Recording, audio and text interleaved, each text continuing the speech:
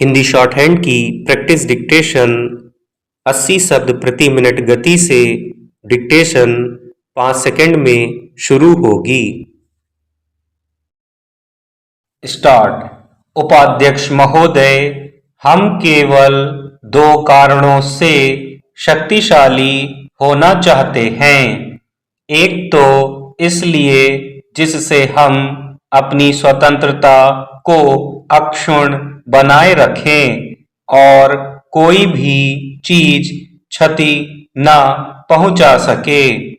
दूसरे इसलिए कि हम अपने आर्थिक कार्यक्रम को कार्यान्वित करना चाहते हैं। हम अपने यहाँ अतीत काल से पाई जाने वाली गरीबी को हटाना चाहते हैं। हम पिछड़ेपन को दूर करना चाहते हैं। हम ऐसा तभी कर सकते हैं जब देश में स्थिरता रहे, लेकिन अगर हमारी एकता कमजोर होती है तो स्थिरता होना असंभव है। यह समस्या थी हमारे सामने। संभवतः हमारे विरोधी इन खबरों की गंभीरता को भांप सकने में असमर्थ रहे और हमारे बहुत से भाई जो हमारे विरोधी नहीं हैं बल्कि मित्र और हितैषी भी हैं, शायद अपनी कठिनाइयों में इतने उलझे हुए हैं कि इधर ध्यान नहीं दे सके हैं। हमें अपनी जीविका के लिए प्रयत्न करना पड़ता है।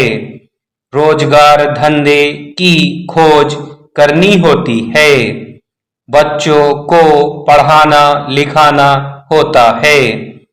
प्रत्येक परिवार के सामने ऐसी समस्याएं होती हैं, इसलिए प्रायः वे नहीं जान पाते कि देश में कहाँ क्या हो रहा है।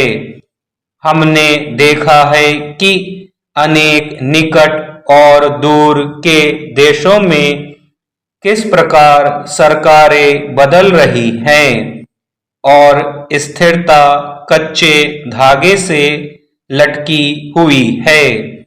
हमने अपने ही संघर्ष के द्वारा स्वतंत्रता पाई है, लेकिन इसका यह अर्थ नहीं कि उसे हमेशा ही बिना कोशिश के बनाए रखा जा सकता है।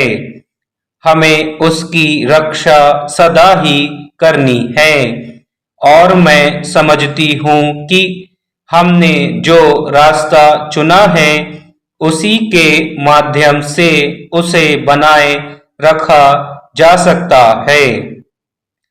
हमने धर्मनिरपेक्षता का कार्यक्रम चुना है क्योंकि हमारे देश में बड़ी संख्या में अल्पसंख्यक वर्ग के लोग रहते हैं। इनमें मुसलमान, ईसाई, सिख, जैन, बौद्ध, पारसी और अन्य अनेक लोग हैं, जिनमें प्रायः विश्व के सभी धर्मों के अनुयायी हैं। इसके अलावा वे समुदाय हैं जो अभी तक दलित रहे हैं। हम उन्हें पिछड़े के नाम से पुकारते हैं। कुछ लोग ऐसे हैं जो वास्तव में पिछड़े वर्ग के तो नहीं हैं, लेकिन गरीबी के कारण कठिनाइयां झेल रहे हैं।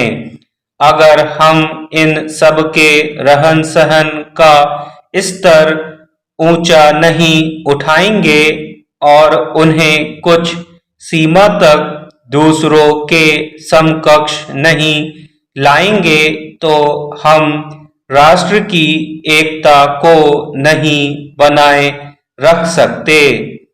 तब उनमें असंतोष सुलगता रहेगा।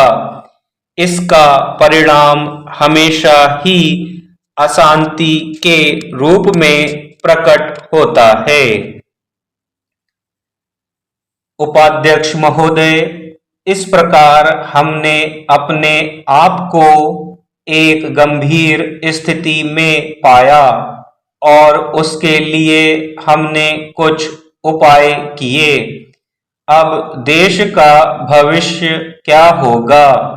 लेकिन हमने अनुभव किया कि देश के शरीर में एक बीमारी पैदा हो गई है और अगर उसे शीघ्र रोग मुक्त करना है तो दवा देनी होगी, नहीं तो स्वास्थ्य लाभ असंभव हो जाएगा।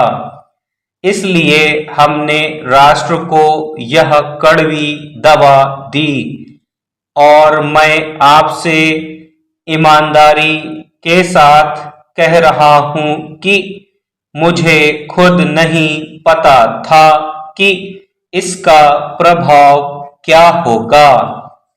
हो सकता है कि आप सब बहुत रुष्ट हो जाते और इस सरकार को हटाने की मांग करते, लेकिन उस जोखिम के बावजूद मैंने सोचा कि व्यक्ति से ऊंचा राष्ट्र होता है और अगर जनता मुझे हटने को कहेगी तो अगर मुझे हटना होगा तो मैं हट जाऊंगा, लेकिन मुझे यह कड़वा घूंट पिलाना ही होगा।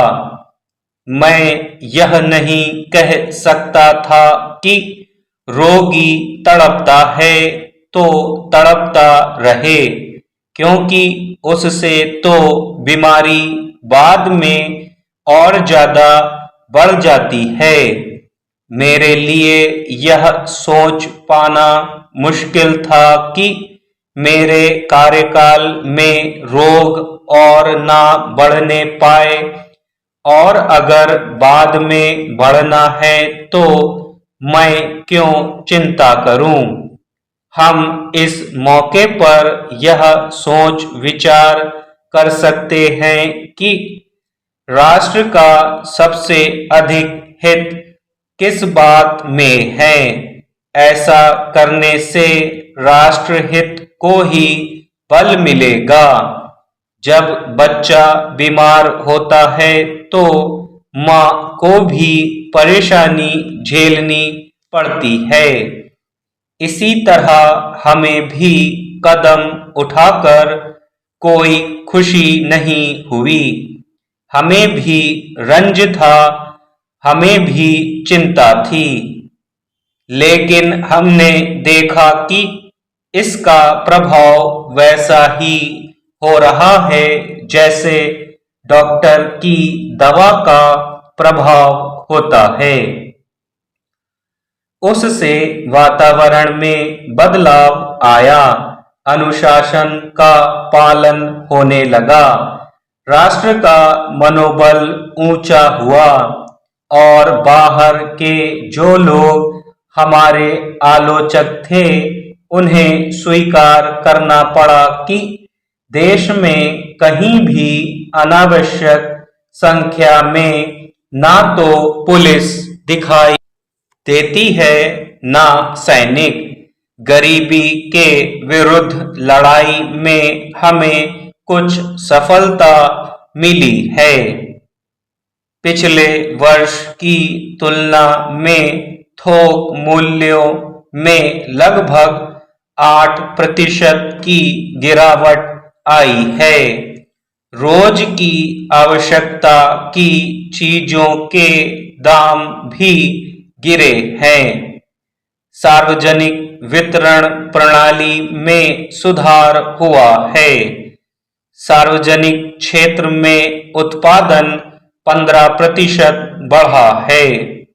भूमिहीनों और गरीबों को मकान बनाने के लिए 50 लाख से अधिक प्लॉट दिए गए हैं। स्टॉप।